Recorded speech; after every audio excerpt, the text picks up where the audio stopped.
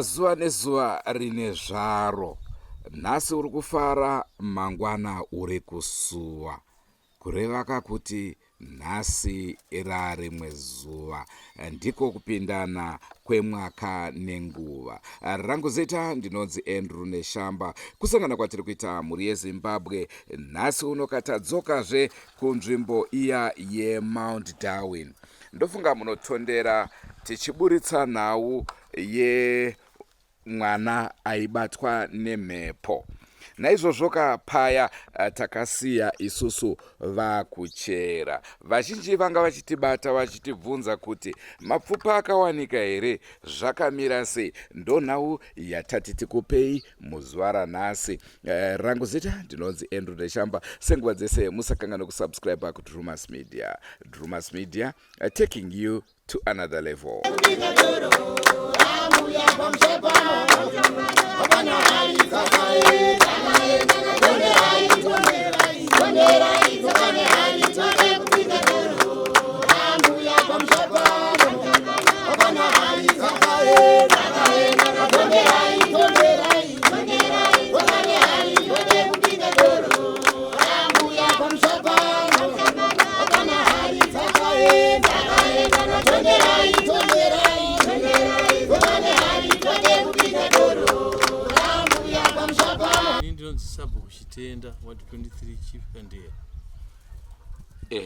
Tingachida kunzwa kuti paya takasiya vanhu vachidhiga vachiedza kutsvaga mutumbi. Makazouwana here? Mutumbi hatina kuuwana, kwacherwa hakusiriko kwaicherwa, munhu ari kumusoro. Saka takazobata maovheti, Changara naChigora ndovakazotibatsira nosvikirwa. Vakabata mhepo iyi ichita Mandisiya. Saka ivo vakati hatichakutora munyin'ina, takuzokutora musemandi. Taita mapepa yanobva kuhurumende, yanobva kupolisi, kwaDA nekuCIO. Saka ndozvatikamira zuva remusemandi. Saka ivo vaitoratidza kuti mapfupa aripo zvechokwadi. Vakatomuhuka vakataura naye, vakati Mandisiya ndiri uko kumusoro, mapfupa aripo. Ivo vaiti tikafukura musemandi, vorara vachitamba ipo paimba iyoyo. Mangwana acho umuka achienda naye kumadziva. Tuesday. Inenge yaTuesday ungu. All right. Inenge yaTuesday. All right. Hamuna kumbonzwa here kuti kana kuri kunzi mapfupa aya awanika, ambuya vanosungwa here kana kuti kwete? Vakati vakabvuma mhosva yamusemandi iyo ati vasungise, nokuti vakaenda kujera vangonopera iko kuti vakura. Asi vakabvuma mhosva yavo, vobvuma weripa ati vasungise. Ndozvavaitaura. Hazvana kuwedzera nezvekuti mhuri yeZimbabwe inofanira kuziva kuti munhu haurayiwe. Mukomana akauraya 1985, but iye zvino zvabuda. Kwano 39 years kana 40 years. Munhu hauraya, mhepo inomuka. Chief Kandianda vataura vakati aiwa ngaabvume mhosva yake yakaita, nekuti asunungurwe. Inini zita rangu ndinonzi Rose Chitenda, ndiri muzukuru waSabhuku Chitenda, ndogara imomo Makakuyo village imomo. Chiitiko ichi chakaitika musi wa19 mai ava ndopavakangouyawo nasekretari vakahuka mhepo. Vahuka mhepo takasimuka tikaenda kumba kwaSabhuku. Tasvika kumba kwaSabhuku mhepo yakatsanangura zvakanga zviripo nemunhu akanga amuuraya. Sabhuku vakazokumbira vakandokumbira kuti muchizorodza homwe iyi zvozoitwa mangwana makuseni. Chokwadi mhepo yakanzwisa zvakataurwa naSabhuku. Mhepo asi yakataura kuti udzai mutumbi uyu kuti mangwana makuseni ndichautakura kuenda kumusha kwangu kumadziva. Saka imimi mumuudze apfeke zvinhu zvakanaka. Chokwadi mhepo yaenda, takaudza mwana wacho zvakanga zvataurwa nemhepo, ndobva vaenda kumba kwavo. Vasvika kumba kwavo mhepo yakabva yabata zvakare, ndobva vangobva kumba kwavo vachienda kumadziva. Vasvika kumadziva vakadzikira pamadziva town center. Vadzika mhepo yakaita seyakanga yakurasika kumusha, asi yakazoudza mwana kuti kumagamuko ndokumba kwedu. Ndokufamba vachiteedza tara kunosvika vasvika paBradley. Vasvika paBradley mhepo yakabva yatsanangura yakati pachikoro apa pane mwana wehanzvadzi yangu anonzi Brandon Chihoko. Ndofunga mhepo yakabva yanopinda paBradley, yapinda yakasvika kupuraimari. Yakati ndauya ndakaurayiwa kuDarwere, ndoda mwana wehanzvadzi yangu anonzi Brandon Chihoko anodzidza pano. Vadzidzisi vechikoro vakashamisika nechiitiko ichi. Vana vakabuda kubva vegrade 1 kusvika kugrade 7 mhepo ichitsvaga mwana wehanzvadzi yayo. Ndobva ati aiwa panapa hapana, mwana wehanzvadzi yangu ari kuseri kwebloko iri. Kuseri kwebloko raainongedzera kwakanga kune maECD. Mhepo yakabva yaenda kuseri kwebloko. Yasvika kuya yakabva yati ndini Tafirei Muzani, pano pane mwana wehanzvadzi yangu anonzi Brandon Chihoko. Maticha ECD akavhunduka nechiitiko ichocho. Saka vana vaivaburitswa vamira. Mhepo yakabva yati Brandon Chihoko, ndini sekuru wako ndauya. Mwana akabva angovhunduka kubva pakati pemadzidzisi achimhanyira kune mhepo ndobva anombundirwa. Mumwe murairidzi akada kuti abate mwana, asi murairidzi akatadza kubata mwana, anzi mwana akanga aine simba rakanga rakanyanya. Mwana ane 4 years. Ndobva ati ndini sekuru vako, hanzvadzi yamai vako, ndoda kuti undiperekedze kumba.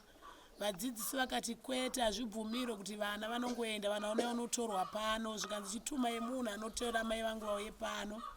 Vadzidzisi vakatuma umwe mwana akaenda kumba kunotora mbuya vaBrandon vai vanova ndo mai vemhepo iya. Ndofunga pakaita vanhu vakawanda vaiuya kuchikoro nechiitiko. Gurupu rekutanga richiuya mhepo yakaudza vadzidzisi kuti pane vanhu vari kuuya hapana amai vangu. Gurupu rechi2 zvikanzi hapana amai vangu. Gurupu rechi3 zvikanzi hapana amai vangu. Gurupu rechi4 mhepo yakaudza vadzidzisi zvikanzi mai vangu avo vari kuuya, ndopatsanangura hembe dzavakanga vakapfeka. Vadzidzisi vaiziva mbuya waBrandon. Ndofunga vafamba mhepo yakabva yati mai vangu vasvika avo. Akabva asimuka abva anombundirana namai vaive vari pakati pevamwe vanhu. Zvikanzi mai ndauya, ndini mwana wenyu ndakafira kuDarwere. Mai vakanosvika pachikoro pane vadzidzisi, ndobva vazobva pai vachinoenda kumba. Vasvika kumba mhepo yakatanga kunomira kunze isati yasvika mumusha. Yakati pano pakaparara vanhu vakawanda. Akatsanangura mazita evanhu vakanga vafa kare, iye afawo. Mai vemhepo vachitendera. Akati mai vangu inini vakafa vakadzipwa nemhodzi yeuyu pahuro. Mai vaiva vakatendera vakati chokwadi. Vanhu vese vakatanga kuchema vari ipapo. Zvadaro mhepo iye yakarara ipapo, asi vehukama vakaita sekunge vasina kugutsikana nezvakanga zvataurwa. Mhepo yakabva yaenda kunonzi kwaMurewa. Yaenda kwaMurewa ine kuita kwayakanosvikoita futi zvakare kuti vanhu vagutsikane nekuziva. Ndobva yamonya vana vangwana kuita 3, asi vana ava havana kufa, vakazoitawo zvakanaka. Mhepo yakadzoka zvakare nepaBradley. Yakaoneka kuti ndakudzokera kuDarwere kwandakaurayiwa, asi muchateera kunonditora. Mai vai vakaita sekunge vasina kugutsikana nazvo. Akati ndicharatidza chiratidzo pane mwana wehanzvadzi yangu wandakasvikira pachikoro. Mwana akabva atosara achirwara. mhepo yakasvika pano kumapasti 4 ndobva takwidza zvakare kuya pana sabhuku ndobva tamutsa sabhuku. Mhepo yakaronda mafambiro yakanga aita nezvakanga zvaitika zvese maminitsi achiita sei achinyorwa. Yakatsanangura yakati hama dzangu dzinosvika pano mangwana.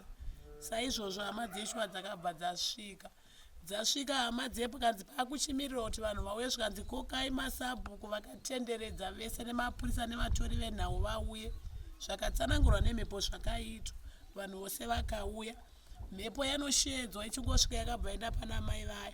Mwana uya akauya achitorwara akaberekwa nevadzidzisi vake. Akatsanangura akati mazviona zvandakasiya ndakuudzai ndini ndakarwarisa mwana. Ndobva atora madota ndobva azora mwana ndobva atotanga kutoratidza kuti anga kutonzwa zvakanaka. Patsanangurwa mhepo yakati ndakunotora hembe dzangu mushure mekunge yatsanangura kuti vakanditsirika. Vakatora hembe dzangu vakasunganidza vakaita hata vakaisa pamusoro pezvitura zvavo. Ndakuchinotora hembe dzangu mhepo yakataura kuti asiye nezvavadzibvisa vadziviga mudhunduro. Mhepo yakasimuka ida unotora hembe yakandoda vanhu 4. Vanhu nekusanzwisa vanhu vakabva wawanda vaienda vaitera mhepo. Tasvika kuya hembe hadzina kuwanika zvikanzi pane munhu aberekeswa mushonga. Ndobva tadzokera zvakare pamba pasabhuku. Mhepo yakatsanangura kuti mapfupa angu aripo. Vanhu vakasvika kumba kuya kwemhepo. Mhepo yakazopinda mumba zvinhu zvakabuditswa yakaratidza payakanga iri. Pakabva patanga kucherwa pachicherwa pane vamwe mai vakazohukira. Vahukira vakataura kuti ngapatorwe mvura paiswe bute panotorwa mashizha emuhacha. Mvura iswe mukanwa vanhu vapazire. Zvinizvo zvakaitwa saizvozvo. Ini panguva yandakanga ndiri munyori ndainyora ndakabva ndapinda mumba makanga muchicherwa mhepo yeirimo. Mai vaive kunzi vaivaye ndo vakaponda munhu vakashedzwa nemhepo vakanzi pinda muno vakapinda. Vakanzi torai mvura iyi yakabatwa namai vemunhu muise mukanwa mupazire kuti wanika. Mai vakaponda munhu vai vakaita saizvozvo vakapazira mvura. Takatarisa maminitsi tichinyora vakati ndinoda kuti uwanikwe. Mai vakanga vahuka mhepo vakanga vari mugomba. Mvura yakanopazirwa pana mai vakanga vari mugomba ndobva vabuda. Mapfupa haana kukwanisa kuita sei kuwanika kusvika kunze kwaita sei kwasviba. Mhepo yakataura kuti mai ava vapfeka nyimo vandivharidzira. Ndofunga taita saizvozvo vanhu vakaparara zvakare. Vanhu vaive hama dziya nemunhu anohuka mhepo vakabva vauya kumba kwasabhuku ndokwavakasvikorara. Varara fume mangwana makuseni vanhu vakadzokera futi zvakare kupi ikoko. Vadzokera ikoko mai ndopakazorongwa kuti todii toda kuti munhu abatsirwe. Sabhuku ndopa vakafonera vanoita zvekufukura mapfupa vanova vachigora navachangara. Chokwadi vakakunda vakasvika panzvimbo. Vasvika panzvimbo vakataura nemhepo. Kutaura kwavaitayo kwairatidza kuti mapfupa aripo.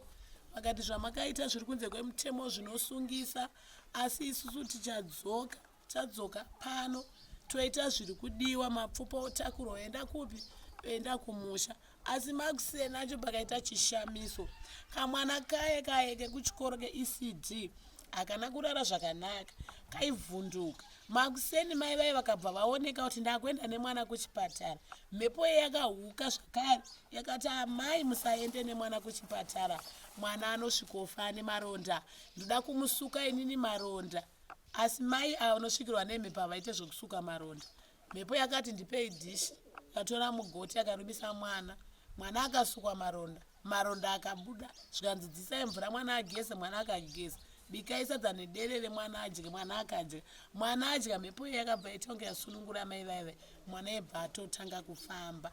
Ndo chiitiko chakaitika muno Makakuyo village chinova chinoshamisa kana kuti chinotyisa. Isusu tiri kutevera zviri kutsanangurwa nemhepo. Vabereki vemhepo vari kubvuma ko mwana akamuzivira kupi. Ini ndinonzi Michael Kagodo ndichigara muno Mount Darwin Makakuyo village. Ndiri village secretary. Maringe nenyaya yatiri kufamba nayo iyoyi ndinovimba kuti kubva zvichitanga kusvika pari zvinezvi munhu achizocherwa achishayikwa. Takazomirira panyaya yekuti akanga ashayikwa kuti ari papi nekuda kwekuti mhepo ndo inenge ichifanira kuti taurira kuti zvinhu zvakamira sei. Saka zvakaita saizvozvo pakazofonerwa vekufukura makomrades kwachibondo vanhu vavanga vachitaurwa vanonzi Inzman Changara navaEliot Chigora vanova vakazosvika panzvimbo ino yekwakakuyo vachiti varuda kuti vaone kuti zvinhu zviri kufamba sei. Mushure mekunge vasvika vakabvunza Sabhuku vakati munhu uyu ari papi ari kuhukirwa nemhepo iyi. Akanga akagara kuseri kwemba ndobva atouyawo. Saka auya ndobva vamubvunza vakati chii chakaitika, ndobva atsanangura semutsananguro waari kungoita kubva kwekutanga kusvika nhasi uno patiri. Saka ndopa vakasvika pakuti tafunga kuti tichizorodza mutumbi uyu nekuti wanyanyisa kugarisa usingadye chikafu. Saka zvakaita saizvozvo iwewe isu tisu masahwiri ako tiri kutotaura nyaya yekuti iwewe uchabviswa zvako pano uchiendeswa kudzinza rako, asi pane nyaya iripo yemapepa anoda kuti atanga agadziriswa. Saka vataura saizvozvo vakati panofanira kuva nevaviri vanobva kumusha kwevakaurayiwa nevaviri vanobva kumusha kwevakauraya. Kana zvaita saizvozvo voenda kuofisi. Vasvika kuofisi kune mapepa akanzi anofanira kunge achigadziriswa anosainwa neCIO nepolisi naDA, kureva kuti kana vachinge vaendawo kumusi weMande ndopakanzi vachadzoka kuno. Poitwa pungwe vanhu vachitamba ngoma pamusha wacho iwoyo wakaitika zvinhu zvakadaro izvozvo. Kureva kuti kana vachinge vapedza musi wechipiri kuseni ndopavaitaura kuti ndopatichabvisa mapfupa iwayo takuenda nawo kumusha. Saka vakasvika pavakazorodza mutumbi wanga uine mhepo iyi kuti ukwanise kudya. Ichokwadi wakasara wakudya. Nguva diki diki yavakangoita zvavakaita, vakatora bute vakaisa mvura ndobva vamunwisa nekumukesa makumbo. Vapedza kudaro nguva iyo ndobva vatomubvunza kuti uchiri kuremerwa here, zvikanzi pasina zvakadaro. Ndobva asvika pakutanga kutomhoresawo vaenzi vakanga vauya ivavo. Ndo chikamu chandiri kuziva kusvika pari zvino. Vamwe vari kuti madrugs, vechidiki vari kunyanya madrugs. Tichati izvo munhu ane mhepo iwo ari madrugs, munoti kudi? Kubva mutumbi uyu wakagarwa nemhepo iyi uchiuya munzvimbo muno handina kumbobva ndakaona chinhu chinonzi drug wakabata chinhu chinonzi drug. Munhu anotonamata anotoenda kuchechi yejwa nemasowe. Saka hakuna zvimwe zvinhu zvandingafungire pamusoro pedrug. Inini ndinonzi Fedhamo Chigogo, ndinogara kuMaundarweni kubhukure kwaChitenda. Ndokumbira mutaurisi. Ndiri mwana waSabhuku Chitenda. Ndinofunga nokunzwa nokunzwisisa nyaya yechitiko chichiitika chiri mudunhu maSabhuku wedu. Zviri zvinhu chakava chokutanga kuitikawo muupenyu hwangu ndichiberekwa nokuchinzwa nokuchiona.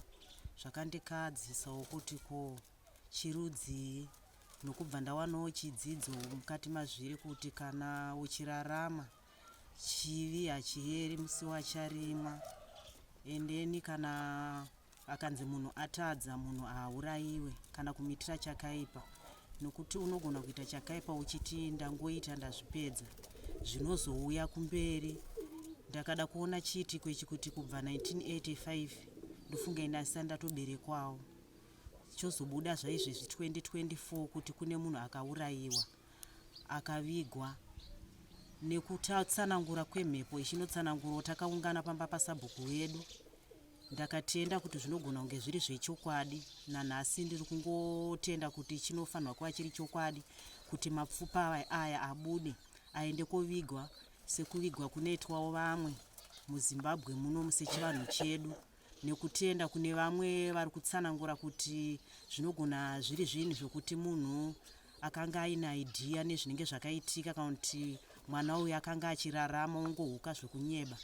Asi nini nekuonawo kwangu ndinoona kuti zvinogona kunge zviri zvechokwadi, nekuti kwakaita mhepo dzakasiyana siyana dzakatsigirawo kuti zviri kutaurwa izvi ndezvechokwadi. Nekuti munhu uyu akahuka anga asiri wehukama hwemunhu akapondiwa. Munhuwo zvake akangotsvagawo nzvimbo yokuti ndirarame ndiri mudunhu maSabhuku Chitenda. Saka nokutsanangura hama dzake dzavasingatoziva kuti nini ndinonzi Nhengi, waasingatoziva nokuti uyu muuyiwo. Vagari vemunomo vaitotenda naizvozvo kuti zveshuwa mumusha umu makanga mine mwana akadaro akanga achifudza mombe saizvozvo achiendawo kumusha kwehama, hama dzichinotenda kuti tine hama yedu yakatsakatika yatisingazivi kuti yakafira kupi. Saka mhuri yeZimbabwe ichi chiitiko ichi ndinongoshuvirawo kuti ngachive chekuguma muZimbabwe munomu. Isusu generation redu, isusu vadiki vari kutaurwa vemutoriro, toziva kuti kana tichifamba mukati menyika topfekedzawo nyika yedu chimiro, tisazoita makuna akadai ekuti madzisabhuku nemachifi ekuno kumaundarweni haachatoziva zvokuita nokuda kwezviri kuitika kuno kumaundarweni, zvakaitika kare zvaakuzobuda zvinozvi. Saka kutadza ngakugumire panapa zvichienda kumberi. Isusu generation yedu isusu kubva pa2080 kusvika patiri wese patikazoberekwa, ngative tiri vanhu tunoshuvira kuti tiite zvakanaka, tisasangane nezvinhu zvinokadza mudunhu medu. Ini ndinoitwa Darlington Chemambo, ndinobva kumaundarweni, tichigara mumba mavillage Chitenda. Ndine makore anoita 48 years. Nauye mhepo iyi maonere yatakaita, mhepo iyi yakahuka yane wiki nehafu, yakauya kuzotimutsa takavata kumapasi 11 musi wayakatanga kuhuka, yakaenda kwasekretari, yakauya ikamutsa ini mupurisa wasabhuku, takauya kunomutsa sabhuku mapasi 12. Mhepo yakauya tikagara nayo panze pavharanda pasabhuku. Mhepo ikatanga kutaura maringe nekupondwa yaipanga iri paikahukira ipapo, ikabva yati ndoda kuona munhu iye anonzi Nhingi zita rake. Vapedza kudaro tibva taedza kumboidzoredzawo but yakaramba ichitaura kusvika yazozorodzwa nasabhuku kuti aiwa chizorodzai tozoona kwakachena. Tabva ipapo ibva yaenda, ibva yadzokera kumba kwaeni, ibva yatsanangura, yasiya tsanangura ichiti iyo ndava kuchienda kumadziva ndonosvika kumba kuvabereki vangu.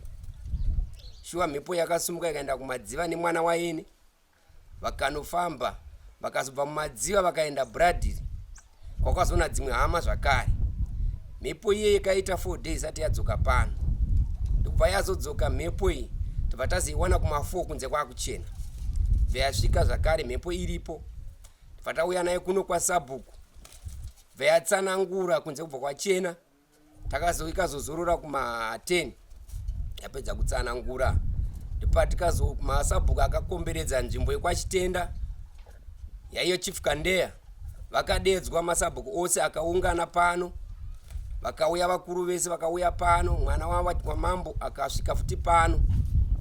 Zvadaro vanhu tibva tafamba zvatichienda ikoko, tibva taenda mhepo yebve yanopinda mumba, ndobva yadhirowa paikadhirowa pasi pemubhedha, zvikanzi ndiri apa. Shuwa vanhu vakatanga kuchera, pakacherwa takachera. Papazohuka imwe mhepo yakahuka ichipinda mugomba imomo, ikazoti ndikuda mvura, kuda kuti vandipashire mvura, ndobva wapashirwa mvura mumadziva. Kuzochera kwavanhu mutumbi kwabva washaika.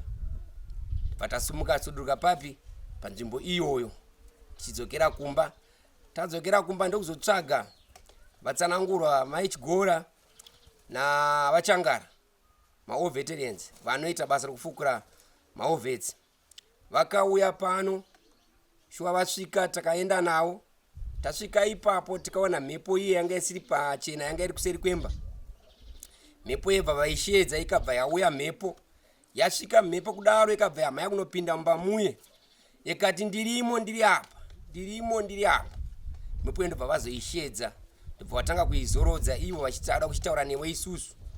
Shuwa ndobva vatsanangura vese ndokubva vawirirana kudaro, ndobva vazoti ivo zvatakuchiita pano, nyaya iyi inosungisa makachera, musina kuzivisa hurumende. Shuwa vakabva vatirayirira kuti tinotanga kuOveti koko toenda kuCIO, toenda polisi, toenda kuna DA, koita mapepa anosainwa nehama dzemari kubatira ngozi ne akapondwa wacho. Vari vaviri voita 4 vosaina. Kana vachinge vasaina tochiuya kuno, tinoda ngoma ipapo, torara tichiridza ngoma dzedu.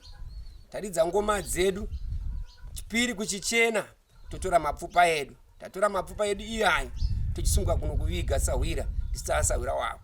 Akasvika panguva yekuzomusunungura, anga ane 10 days asingadyi. Vakatenga maheu kapiwa nasekretari wedunhu rino, ndokubva vamwa mai vaya ndobva apedza ndokumwisira mvura nebute ndokubva anwa. Atone munhu uya atoita sei munhu atosimba akutotaurwa naye munhu akutodaira ndobva tamira takadaro ipapo. Vamwewo vatariri vari kuti uyo anga akabatwa nemhepo ndo vakapiwa pekugara namai ava Nyakuponda. Vanhu vari kuti izvo hamusi kuona here kuti matricks maybe pane kunetsana kwavakaita maererano nemapayments estendi kana chii, saka pane chitsotsi chaakuda kuitwa apa. Tinoti manyepo iyayo pamba parugara pasi pake ndipe mukoma wake akatenga ipapo, nokutoti musi wacho wakauya paakutsanangudzo chaita musi wechipiri mukoma wacho akatovhunzwa nemaovetenians kuti nzvimbo ndeyani. Mukoma wacho akati nzvimbo ndeyangu ndini ndakatenga. Une chikwereti zvikanzi handina ndakavapedzera, handina chikwereti nawo, ndakangoisa munini kuti angofanira kugarwa ipapo. Azuva nezuva rine zvaro. Nhasi uri kufara, mangwana uri kusuwa, kureva kuti nhasi ira rimwe zuva, ndiko kupindana kwemwaka nenguva. Rangu zita ndinonzi Andrew Neshamba. Kusangana kwatiri kuita mhuri yeZimbabwe nhasi uno katadzokazve kunzvimbo iya yeMount Darwin. Ndofunga munotondera tichiburitsa nhau mwana aibatwa nemhepo. Naizvozvo paya takasiya isusu vakuchera. Vazhinji vanga vachitibata vachitibvunza kuti mapfupa akawanika here, zvakamira sei? Ndo nhau yatati tikupei muzuva ranhasi. Rangu zita ndinonzi Andrew Neshamba. Senguva dzese musakanganwa kusubscribe kuDrumas Media. Drumas Media, taking you to another level. Goodbye my friends. Goodbye my friends. Wakamboonana tichazoonana nerimwe zuva hama dzangu. Goodbye my friends. Goodbye my friends. Wakamboonana tichazoonana nerimwe zuva hama dzangu. Ini ndokwenda kubasa kwangu. Iwe makiwe mkaranga.